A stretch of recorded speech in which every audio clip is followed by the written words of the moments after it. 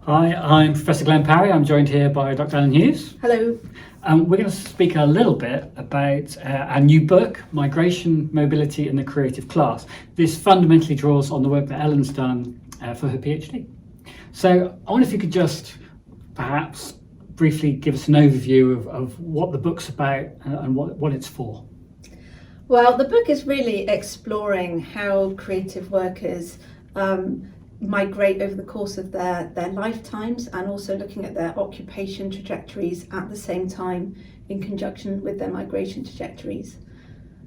The reason that I undertook this study is it's argued that creative workers are really, really highly mobile, that they move to places that have got lots of amenities, art galleries, restaurants, theatres and things like that. And what cities need to do is to compete with each other to attract creative workers.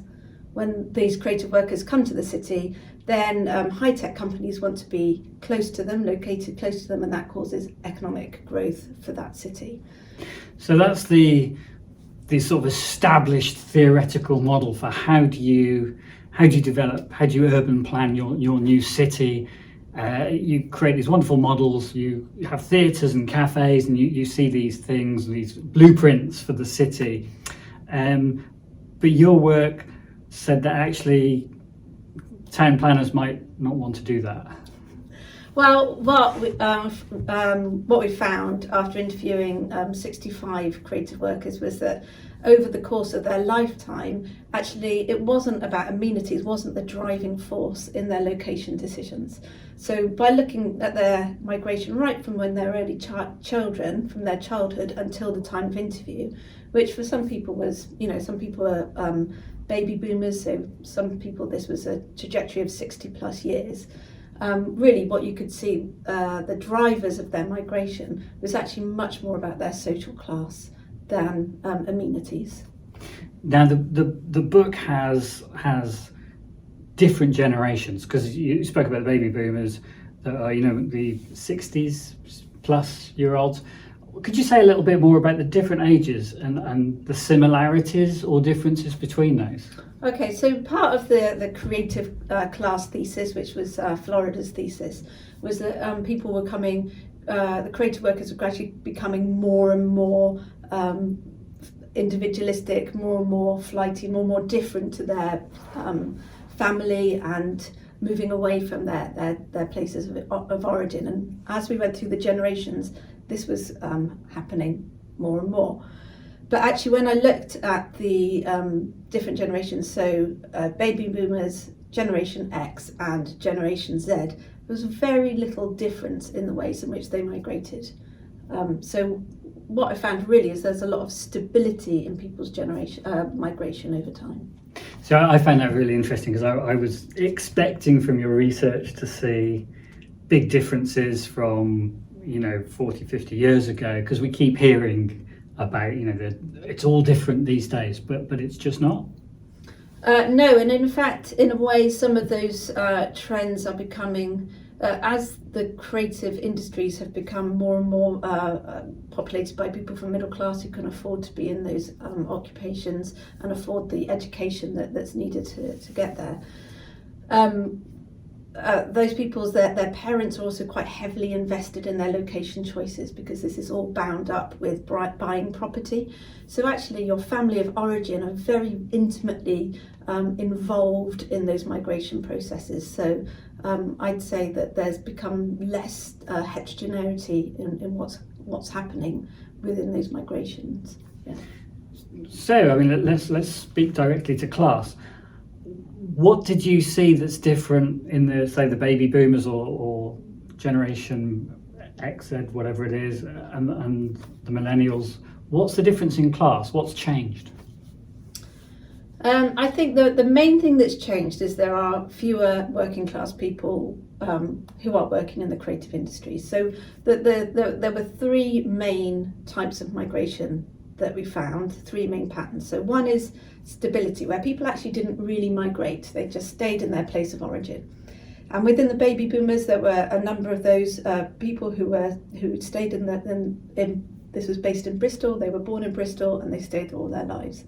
They didn't want to move. Moving wasn't part of their expected life course, and it wasn't missed. So this isn't something that was a negative thing in any way. Then there were other people who were coming from a working class background, who did move city. They moved away from their home of origin, and generally they also went through a process of social mobility as well and became middle class. And they moved somewhere where they had a new life, which was actually quite different to the life they had as children. And then the third type we found was middle class people who, as a natural part of their life course, moved away to university. They then maybe moved once or twice after university, then settled down for a long period of time. When they had children, usually after the birth of the second child, that's when a lot of them made a move towards either a place that was home, close to where they came from originally, or moved to a place that was very similar to the place that they grew up as children. So they were kind of recreating the conditions of their childhood for their own children, and that was a really strong driver in migration. And so what we found is the differences across the generations is actually there were just fewer working class people in the millennials, and so there are fewer people who were in that state, had that stable migration trajectory where they were born and lived in the place, all their lives. Interesting. So when we talk about these migration journeys, the focus is on Bristol. Why Bristol? Well, Bristol's a really, really fascinating city to think about and to investigate, because you could argue this is a real Floridian city, a city which was really impacted by the ideas of Richard Florida. It's got art galleries, it's got theatres, it's got this sort of creative hubbub, this milieu, it's got a sound. And I'm from Bristol, and I know that in the 1990s it was seen as a not a very ambitious city, as kind of backwards. It was a kind of a city people sort of joked about. And then around the millennium, this really, really changed, and suddenly it became a creative city. So I was really fascinated to understand what had happened there. And you could think, this is because some investment in the amenities, and this has brought creative people to the city. So it was a kind of almost like partly a PR job as well. It became known as a creative place, and this drew more people in.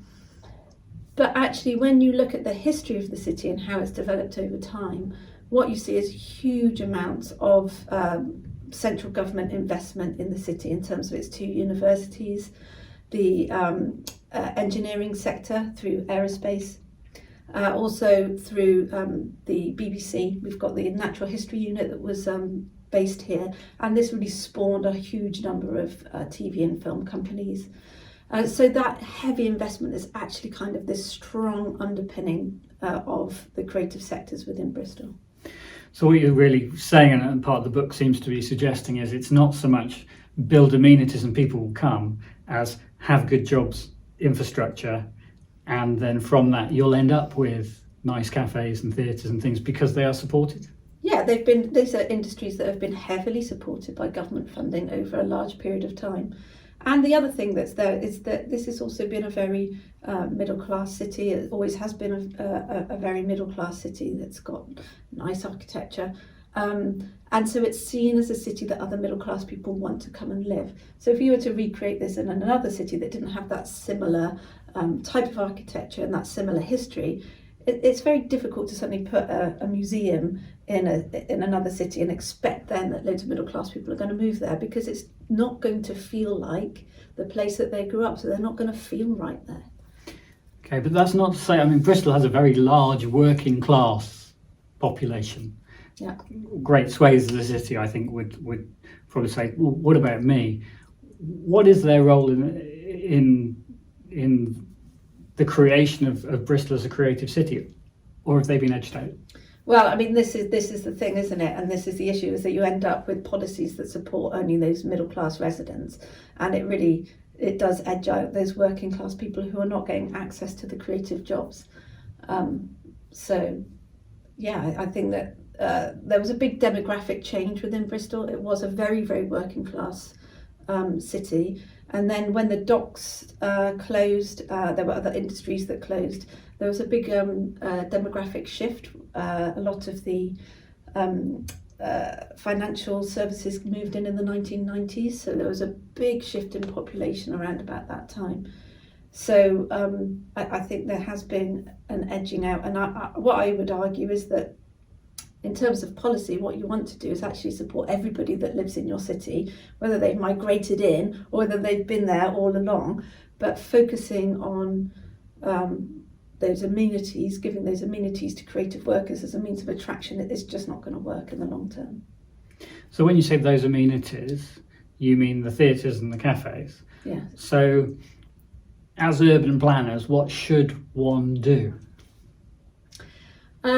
If you're wanting to support the creative industries, I think what is needed is local routes into the industry for all people.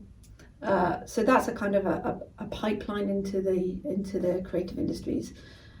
In terms of urban planning and thinking about the demographics of your city and attracting people in, I really think it's about good schools.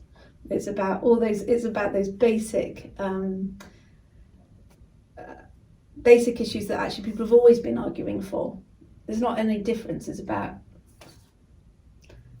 schooling, schools, hospitals, roads, public transport. Yeah. Stuff that doesn't look amazing. Housing. Yes. Not sexy stuff, not stuff you can make a nice model of. It's the difficult stuff that is expensive, whereas building and having an art gallery or a cafe is a cheap solution.